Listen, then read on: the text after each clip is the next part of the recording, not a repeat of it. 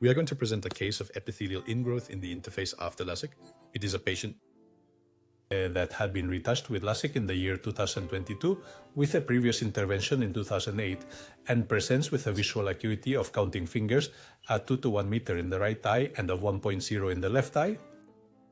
The appearance in the slit lamp is like this.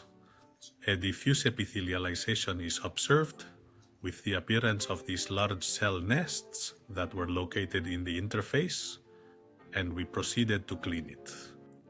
Initially, we enter with a blown hook in the area with less fibrosis to gradually free up the incision line of the photokeratomilusis. In the area of 9 o'clock, we observe greater resistance and carefully pull to try not to tear the flap at that level until we gradually eliminate the resistance of the fibrotic union that was at that level and can continue towards the hinge area, which is located in the upper part. We pull with tweezers and detach the lenticule from the bed, where a whitish milky material is observed corresponding to the accumulation of epithelial cells that had grown and invaded the entire interface. And we managed, with some difficulty in the temporal quadrant, to completely release the adhesions. Subsequently, with the help of this blade, we are going to gently scrape the entire bed area to remove, as much as possible, all the epithelial cellular material that had grown at that level. We always also try to clean the edge of the cut line of epithelial cells, even approximately 1 millimeter outside of it, so that when the flap is positioned, the epithelium grows correctly and does not re-enter the interface. We perform the same cleaning maneuver on the anterior face of the flap.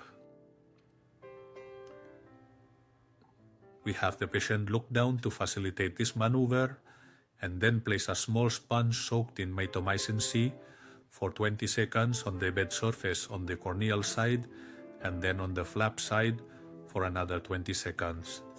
We proceed to reposition the flap, wash it with balanced salt solution, and then place several 10-0 nylon sutures.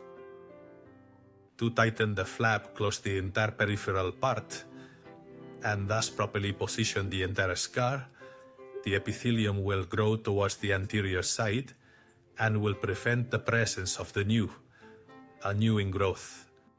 Subsequently, we thoroughly rinse the interface again, try to smooth it out, bury the suture knots, and place a contact lens which will protect and facilitate the anterior epithelialization.